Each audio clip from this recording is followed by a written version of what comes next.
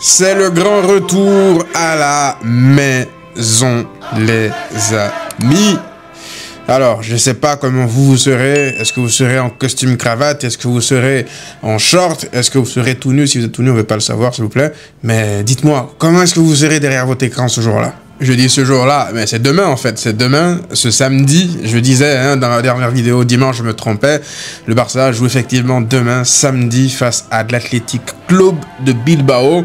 On va en parler dans cette vidéo. Il y a pas mal de choses à dire parce que, attention quand même, faut pas gâcher la fête. Faut pas... Oh, ça c'est tellement barcelonesque ça, de venir gâcher la fête et de ne pas gagner ce match face à eux. Ça c'est le club que je connais. Mais bon, on va quand même être optimiste. Je pense que le Barça a les armes pour gagner ce match, malgré les absences de Pedri, de Frenkie de Jong, de Gavi. Voilà, c'est le désert au milieu. Mais il y a des retours quand même qui font plaisir. Avant d'aller plus loin, cette vidéo est sponsorisée par mon partenaire Redfoot, site de vente de maillots en ligne. Ils me fait parvenir ce maillot que vous pourrez retrouver sur leur site actuellement.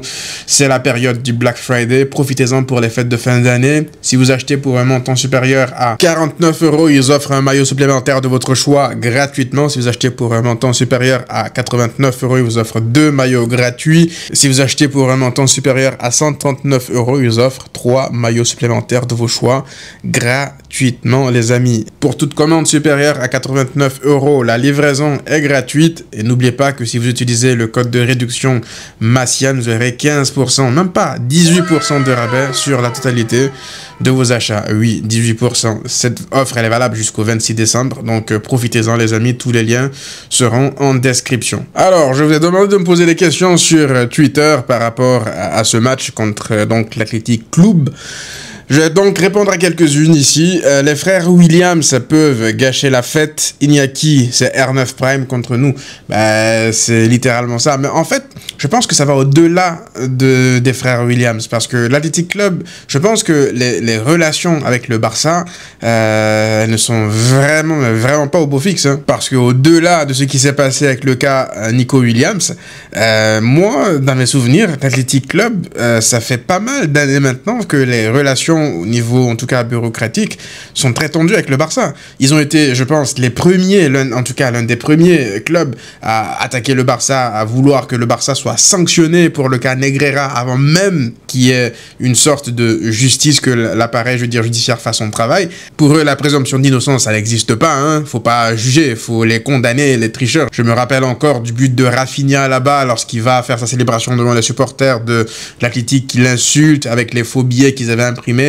Ouais, donc c'est un club, je sais pas si c'est la direction, les Basques contre les Catalans, mais c'est très tendu entre le Barça et l'Athletic, et ça ne date pas d'aujourd'hui en fait. Je me rappelle encore des images de Maradona qui se faisait déboîter l'estomac par des coups de pied des joueurs de l'Athletic Bilbao. Donc ouais, c'est des images qui datent quand même, et pourtant aujourd'hui il y a cette animosité entre ces deux clubs-là. Neymar, je me rappelle encore, Neymar qui voulait il a deux doigts de se faire tuer par les joueurs de l'Athletic il n'y a pas si longtemps que ça. Et là, aujourd'hui, avec le cas Nico Williams, ils étaient prêts à brûler, en fait, le monde du foot, plutôt que de voir Nico Williams rejoindre le Barça. La première fois de ma vie que je vois un club aller se plaindre qu'une autre équipe veuille payer, en fait, une clause libératoire. Frère, c'est toi qui as imposé c'est toi qui as mis la clause libératoire. Comment ça, tu veux pas qu'une autre équipe la paye? Tu veux te plaindre à la Liga parce qu'une équipe veut la payer. Bref, on sait ce qui s'est passé durant cet été. Pas besoin de revenir dessus. Nico Williams est resté dans son club et la vie continue. Aujourd'hui, le Barça est deuxième de la Liga à 3 points du Real Madrid. Et le plus important, en fait, c'est de gagner. Moi, je m'en fous de savoir c'est quoi l'histoire derrière. Nico, pas Nico, il va se faire siffler, il va pas se faire siffler. Moi, je veux que les joueurs du Barça se concentrent sur eux-mêmes. Je pense que les supporters vont copieusement siffler Nico Williams, c'est indéniable. Mais pour le reste, les joueurs doivent rester focus. Maintenant, si Eric Garcia peut lui donner un petit coup comme pour Brian Zaragoza la dernière fois, je dirais pas non. Bref, ça sera donc un match électrique. Il faudra faire attention à cette équipe de l'Athletic. C'est une équipe qui est capable, évidemment, de gâcher la fête. Il y aura des buts. Je ne pense pas que le Barça va passer un match avec un clean sheet, sauf si le retour de Johan Garcia change la donne, parce que Johan Garcia est à 100% et c'est la nouvelle, la grosse nouvelle de cette trêve avec Rafinha bien sûr, mais Johan Garcia c'est extrêmement important son retour. Donc je pense que ça peut avoir une grosse incidence sur ce match, même si de compter sur un gardien, j'aime pas la vérité. Moi, si on en est là à parler de gardien, il a été monstrueux, il a été énorme, ça veut dire que ton équipe elle a subi. Donc j'espère que Johan Garcia n'aura pas, pour son retour en tout cas, à être bombardé, je veux dire, de face à face toutes les 3 minutes, voire 2 joueurs de l'Athletic Bilbao en face de lui. Vous voyez? Donc j'espère que ce qu'on a vu contre le Celta, on va prendre là où on s'est arrêté et continuer en fait, sur la deuxième mi-temps en tout cas, et continuer à avoir ces possessions défensives là, cette maîtrise, de te dire en gros que tu sais ce que tu fais. Vous voyez, pas que tu subis les choses, que tu maîtrises un peu les choses, le momentum du match, le tempo du match un peu. Et la deuxième question, c'est la saison du Barça va-t-elle enfin décoller comme ce qui s'est passé après les vacances de janvier 2025? Ben j'espère. J'espère, parce que en termes de dynamique, je ne vois pas en fait comment est-ce que tu pourrais être mieux préparé. Évidemment, ça aurait été mieux d'avoir Pedri, mais Pedri est blessé.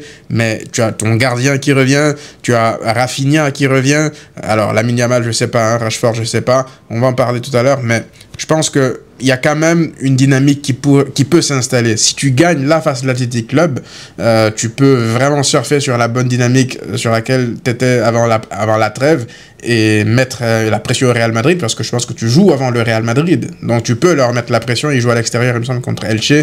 Ça peut être un déplacement piège, Elche, parce que ça joue au ballon, ça garde le ballon, la possession et tout, mais le Real, ils aiment ce type d'équipe-là, qui sont naïves, qui sont joueuses. Bref, il y a quand même un coup à jouer, et tout est question de dynamique, en fait. Une fois que tu gagnes là contre l'Athletic Club, et il y a Chelsea derrière, une fois, supposons que tu gagnes contre Chelsea aussi, ça y est, hein, ça peut partir, tout est question de confiance. Les joueurs de foot, une fois qu'ils ont confiance en leur karaté, entre guillemets, ils savent qu'ils peuvent tabasser tout le monde. Le Barça, la saison dernière, c'est un peu ça. Les lacunes qu'on voit cette saison, c'est un peu les mêmes lacunes qu'on voyait la saison dernière. Cette fois-ci, cette saison, je veux dire, en plus grave. Mais le Barça a encaissé beaucoup de buts, je veux dire, la saison passée. Mais ils étaient tellement sûrs de leur force mentalement que, peu importe les circonstances, ils finissaient quand même par gagner 80% de leur match, en fait. Donc 90% jusqu'à l'élimination en demi-finale de Ligue des Champions. En parlant de demi-finale de Ligue des Champions, t'as appris ce qui se dit sur Christensen pendant le match retour contre l'Inter. Ben moi, ça ne me surprend malheureusement pas, en fait, parce que Christensen, moi, je savais, j'avais déjà, je pense il y a beaucoup de gens qui le savaient, par rapport en tout cas à son passé à Chelsea, avec les coachs qu'il avait déjà eu.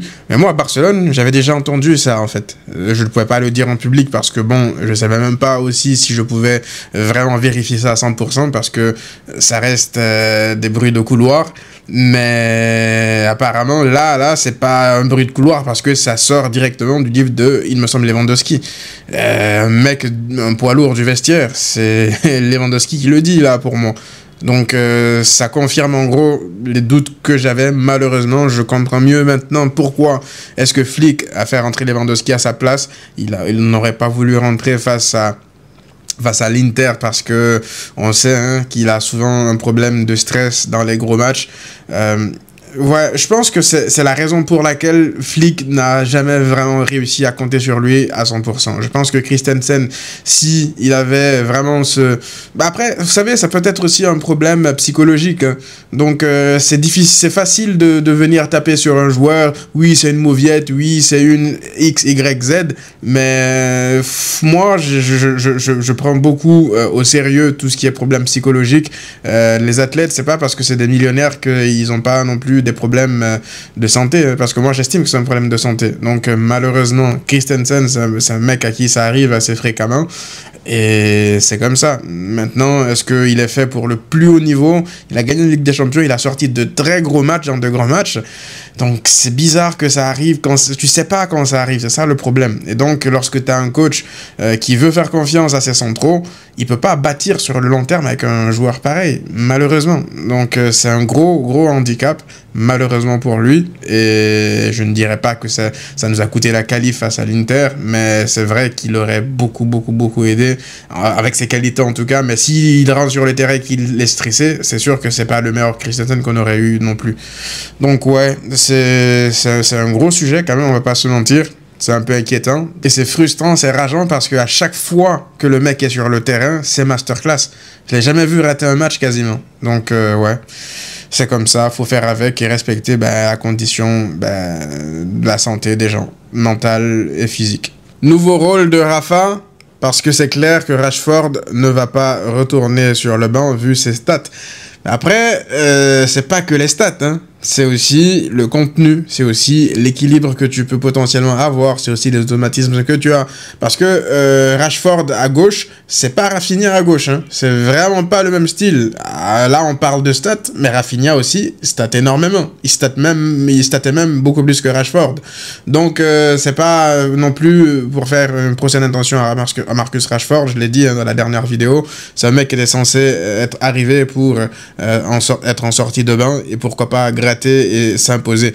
Il a profité de l'absence de Rafinha. Je trouve qu'il a plutôt bien rempli son rôle. Il a de très bonnes stats, comme tu dis. Il apporte aussi des choses, hein, dans le contenu contre le Celta. Il a apporté pas mal, même si contre Bruges, il était catastrophique. Mais voilà. Moi, je pense que en fait, faudra voir qu'est-ce qui sera le mieux pour l'équipe. Parce que si Rafinha, on le remet à gauche, supposons, et que les automatismes sont toujours tout de suite de retour là avec Lamine Yamal et tout ça, ça sera un upgrade par rapport à Rashford.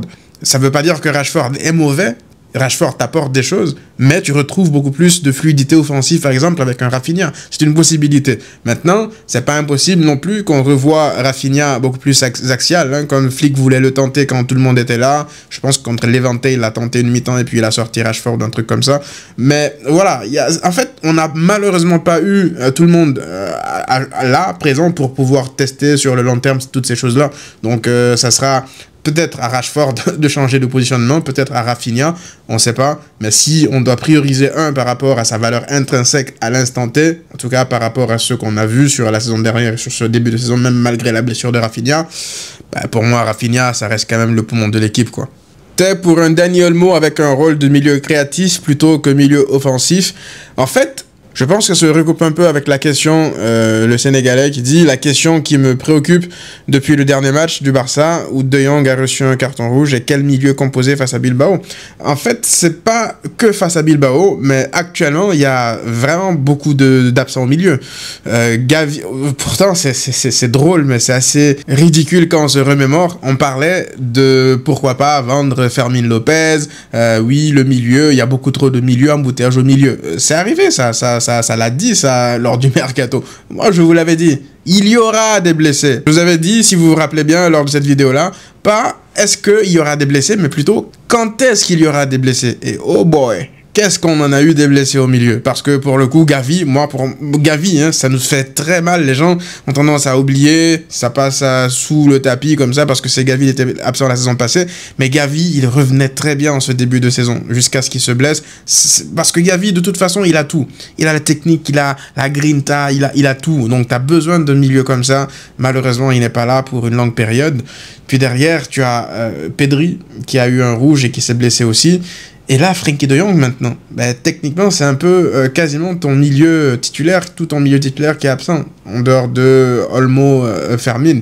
En parlant de Fermin et Olmo, la question qui était posée tout à l'heure, pourquoi est-ce que Olmo, on a intérêt à ce qu'il soit un peu plus bas et qu'il soit bon? Parce que, en fait, beaucoup plus haut, il joue comme un fantôme. Là, même si c'était contre la Turquie, je crois, l'Espagne jouait contre la Turquie, il a fait un gros match. Est-ce qu'il n'a pas joué en faux numéro 9? Bref, on a vu un Olmo qui revient petit à petit. Moi, Olmo, il est obligé de step up. Parce que, en l'absence de Frenkie, de Pedri et de tous les autres, techniquement, c'est lui le plus expérimenté quasiment au milieu. Si on parle de Casado et tout ça, c'est lui des Fermin. Donc, il est censé prendre les rênes du milieu et assurer un intérim. Il a été plutôt bon contre le Celta Vigo dans ce rôle, justement, de gestion, de contrôleur. Il a été beaucoup moins offensif, même s'il est toujours capable de se projeter. Donc, je pense que contre le Celta, on en parlera tout à l'heure, de toute façon, de la composition d'équipe. Il y a des chances qu'on revoie Olmo dans un rôle de contrôleur. Maintenant, si on me pose la question, la qualité intrinsèque du joueur, je pense que c'est un joueur qui est fait pour jouer beaucoup plus haut, au poste de numéro 10, un rôle beaucoup plus offensif, parce que c'est un joueur de flair, en fait. Donc, s'il est dans un bon jour, il est capable de faire gagner n'importe quel match, en fait. Et s'il est dans un mauvais jour, ce qui arrive très souvent avec Olmo depuis le début de la saison quand même, c'est catastrophique. Donc, c'est quand même 60 millions d'euros. On a besoin qu'il nous donne, enfin, Pas les 60 millions d'euros parce que là ça va être compliqué, mais qu'il nous prouve sa valeur, quoi. Parce qu'on sait, moi je sais que Daniel Olmo ça reste un bon joueur de football, c'est pas un mauvais joueur de football. Peut-être que lui aussi ça se joue dans la tête, la confiance, tout ça. Mais on a besoin de lui, on a besoin qu'il soit au niveau avec les absences des autres joueurs au milieu. Maintenant, par rapport au 11, c'est très simple. Voici le 11 que j'alignerai. Encore, là, c'est si Casado est de retour, si Casado est prêt à débuter, je le fais débuter. Mais apparemment, il est un peu blessé. Il se serait blessé, je veux dire, juste avant la trêve, au début de la trêve. Donc, s'il est de retour, je le mets titulaire parce que je pense que le milieu Casado, Olmo, Fermin, avec Olmo en contrôleur, comme la dernière fois, deuxième mi-temps, même le match contre le Celta, ça pourrait le faire vu les absences au milieu et puis Fermin beaucoup plus haut au poste de numéro 10. Je pense que ça peut le faire. Sinon, si Casado n'est pas apte à débuter le match, mais qu'est-ce que je ferais? Je mettrais plutôt Eric Garcia au poste de numéro 6, parce que je le trouve très intéressant aussi au poste de numéro 6 pour mettre Jules Koundé à droite. Alors, Christensen, Koubarsi, la défense centrale, Johan Garcia dans les buts, voilà, il sera de retour. Alejandro Balde à gauche, normal, logique, il n'a pas beaucoup joué en plus lors de la trêve. Et même là, la vérité, on pourrait même débuter avec un 11 pareil, parce que là, tu as Eric Garcia en seul point de base qui est capable de vraiment gérer les transitions. Lui, pour le coup, il est capable de faire le rôle d'un vrai numéro 6 casseur, mais aussi les bombes à le pied, les techniques, et puis protéger Olmo et Fermin, en gros.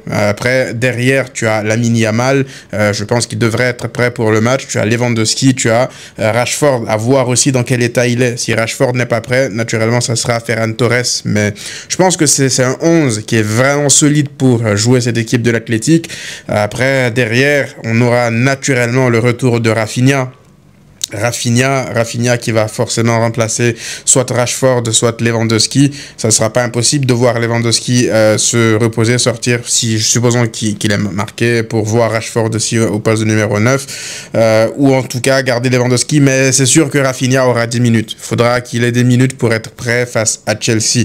Je pense que voilà, c'est un 11 qui a de la gueule. Je ne sais pas vous, qu'est-ce que vous en pensez? Il y aura pas malheureusement l'occasion de faire énormément de rotation. Lamine Yamal, est-ce qu'il a 90 minutes dans les jambes? Je ne pense pas. Donc au bout d'un moment, on verra forcément Rooney rentrer aussi, avoir du temps de jeu. Ferran Torres aussi aura... voilà. En fait, là, avec les matchs de Ligue des Champions qui reprennent, il faudra donner du temps de jeu à ceux qui ne jouent pas énormément. Les jeunes du centre de formation aussi, les draws et tout, ça serait pas mal qu'ils aient plus de temps de jeu au milieu, parce que là, ça commence à être désert. Là, Christensen, je vous l'ai dit, ce que je vous ai dit en début de vidéo, s'il n'est pas apte à débuter, ça sera naturellement Araujo, pas le choix. Donc voilà, c'est la charnière qui était là contre le Celta, il me semble. Donc voilà, c'est une combinaison de 11 à laquelle je pense que Flick pourrait vraiment songer, mais c'est Flick, on ne sait pas ce qu'il va faire. Donc vous, dites-moi, qu'est-ce que vous pensez de ce 11 que vous voyez sous vos yeux, les amis. On se retrouve très rapidement pour une nouvelle vidéo, pour le débrief du coup. Ça sera demain soir, ça sera un peu tôt même, j'ai envie de dire. Et voilà les amis, à très vite.